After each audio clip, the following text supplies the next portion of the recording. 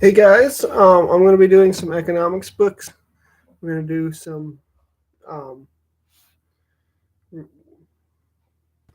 I don't know if it started yet or not. I'm sorry. Okay, I got to get this better. Is that going to work? Okay. Um,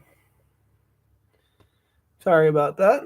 I'm going to be showing you some economics books and talking about how it works.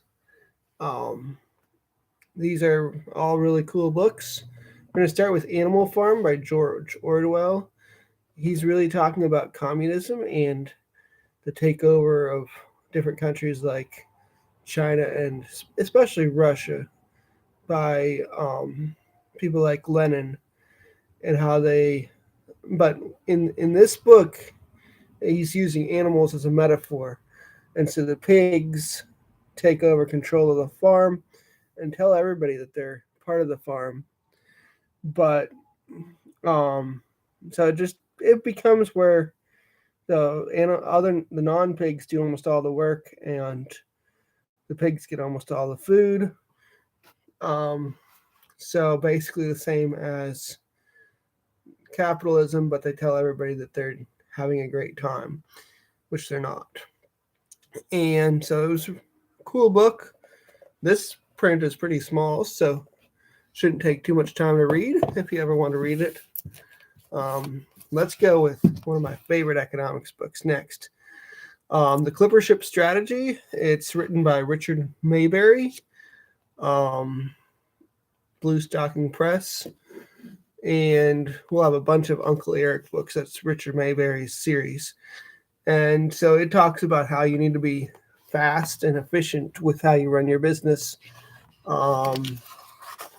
There's in the series, there's going to be a whole bunch of different books, which we'll talk about several of them here. But there's a sales strategy. You find people that actually need your product and can afford it.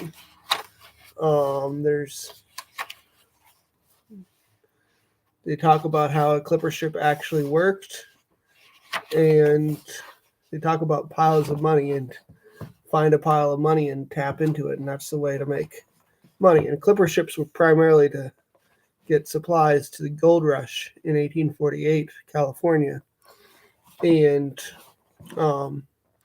they continued to be useful after that because people had an investment and then they found other ways to make money with it.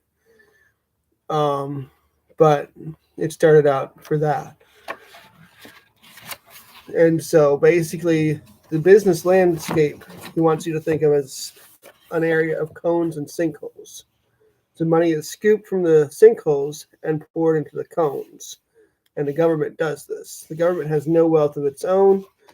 Anything received from Washington must first be sent to Washington. So there's areas of the country or the world that are going to be having money taken from them by your government to support the areas where they pour money.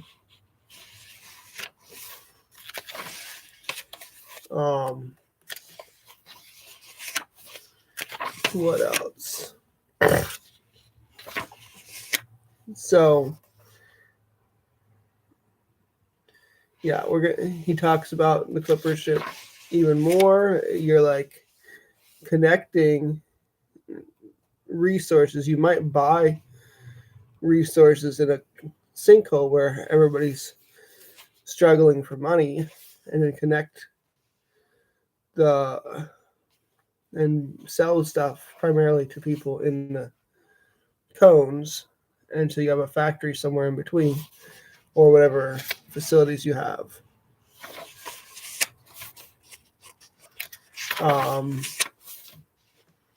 What else? I think there's some really interesting stuff later on in the book.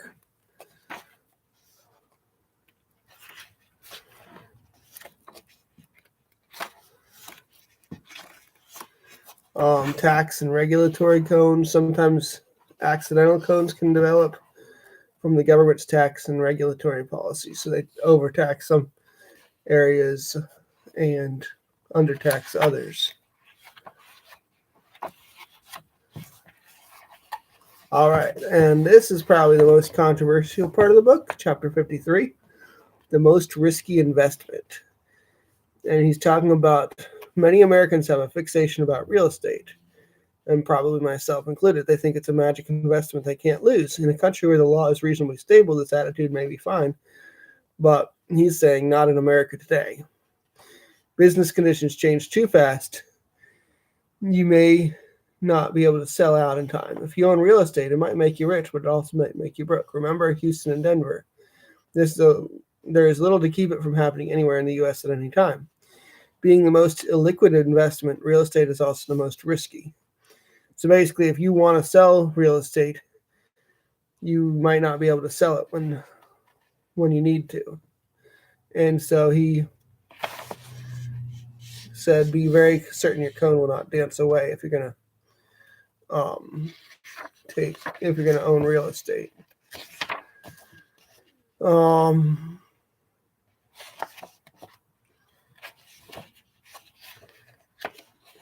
Anyway, the summary is economics is often thought to be highly mathematical, a massive boring charts, graphs, and statistics. Most people study economics for the first time in high school and being completely baffled by it, avoid any further contact with it for the rest of their lives. Consequently, they become victims of the economic chaos which results from a government-controlled economy. They wander through their career and financial lives totally at the mercy of the business cycle. So he doesn't want this to happen to you. That's why he sent a set of letters to explain the strategy you need to cope with and prosper from the government's injection of new money into the economy. The strategy he calls business cycle management. So we're going to read several of his other books, and hopefully they're more specific in specific challenges. The next book I'm going to talk about, though, is Business by the Book, written by Larry Burkett. And it's the complete guide of biblical principles for businessmen and women. So this talks about how to treat employees, how to run your business, how much control you should let debt have over your business. And so several verses per chapter probably. And he's saying it's a radical approach to business management that he's going to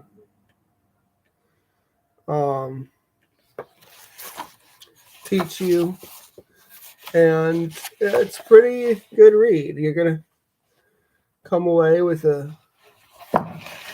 probably a different economic theory, and I think it helps people do righteousness. So I would definitely recommend it, even if you're not planning to run a business, but especially if you plan to run a business and want to do it business by the book.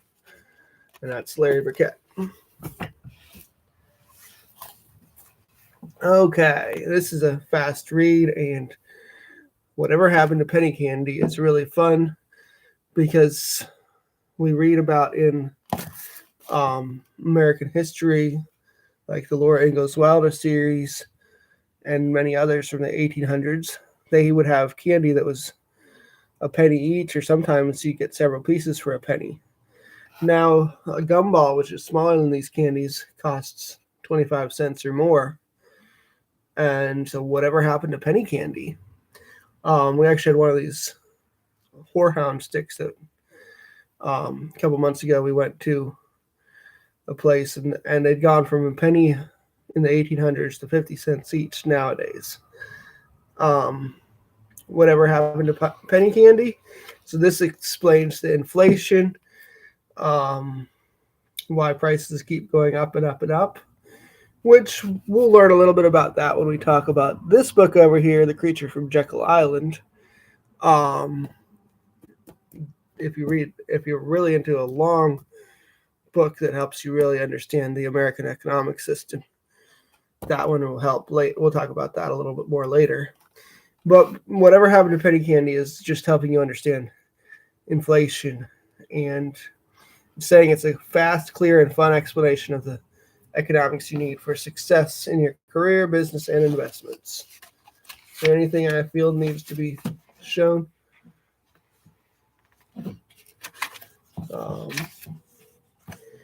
Wages, prices, spirals, and controls. So they can put a control on it and tell people not to raise prices, but it usually doesn't work.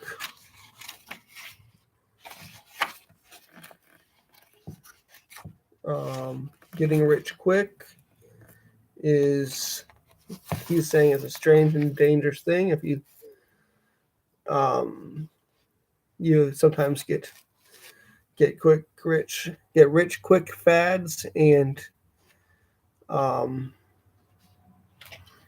often those don't work very well, but sometimes they do for a little bit. What's so bad about federal debt? It's got a lot of problems. I think it shows you some really big problems with the federal debt. So definitely recommend that, and that's a quick read, probably an hour max. Ancient Rome and how it affects you today. And so they're talking about Roman architecture, Roman business models, Roman control models of how they treat their citizens, and to be ignorant of what occurred before you were born is to remain always a child, and the Roman disease that stalks the markets. So he's basically saying that what Rome did is going to be done again by the next government, where they use rules like legal tender currency laws, where a legal tender thing is going to tell you that all must obey or else. And so he's comparing Hitler to and Mussolini to try to be like the Romans, especially Mussolini. And anything else? Russia is Chaos Dan. Well, this book was written back in some 90s, so maybe 1995. Well, Russia is still Chaos Dan today, in my opinion. And so I think he's encouraging us not to invest in Russia, which sounds pretty.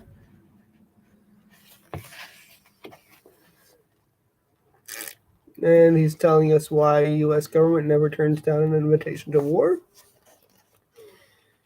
And definitely recommend this book if you want to understand Rome and why it collapsed and why we're doing things today. But definitely okay, here's the end. His final thing is the 2 laws. Do all you have agreed to do? Do not encroach on another person's or their property. That's what he wants the 2 laws to be. That's not what ancient Rome had as their rules. Okay.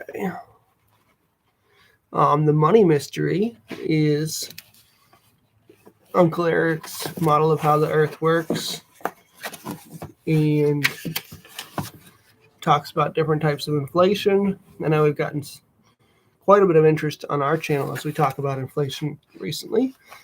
And with the crisis in Iran, Hormuz Strait being semi-closed or closed, prices are going up, and there's a financial hair trigger. So he's saying that if you have a big problem, you can cause totally unintended results by one problem. Like closing the Hormuz Strait could cause a famine or otherwise cause problems. So we have a Not as specific an ending, but still he has all these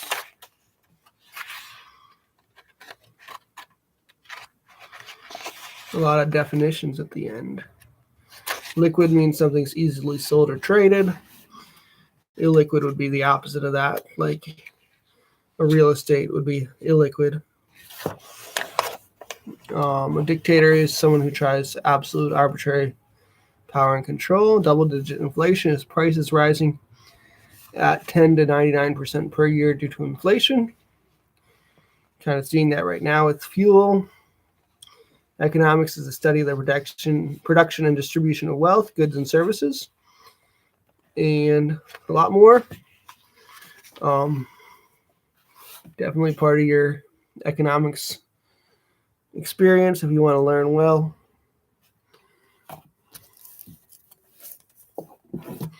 Whatever happened to justice? So this is Uncle Eric or Richard Mayberry takes his books a little different direction this time, and this is talking about problems within the American justice system, and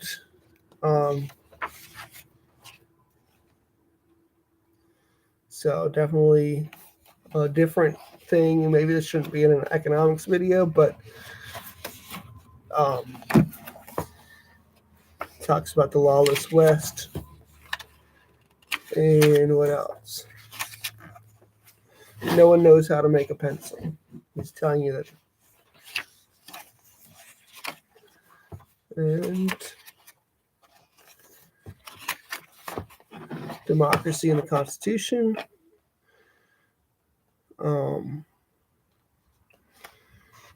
Yeah, just a lot of interesting things. This is a much longer read than some of those other books. But if you really want to understand the justice system, definitely something to consider reading. And the final one. The Creature from Jekyll Island by G. Edward Griffin, a second look at the Federal Reserve. What are banks for? So in this Creature from Jekyll Island, he's talking about the Federal Reserve, which was born in Jekyll Island, and how the banksters are doing things that we might not be very happy about. And I think he creates a plan to end the Federal Reserve. But I never actually read the whole book. I just know that it's a really interesting book. If you want to put in many, many hours of reading, you'll understand the economic system of the U.S. and the world way better. Anyway, thank you for watching my live stream, and we'll try to have another one fairly soon. Goodbye. Well, goodbye as if I know how to end it, which I don't. So up here. End stream. And thank you for watching.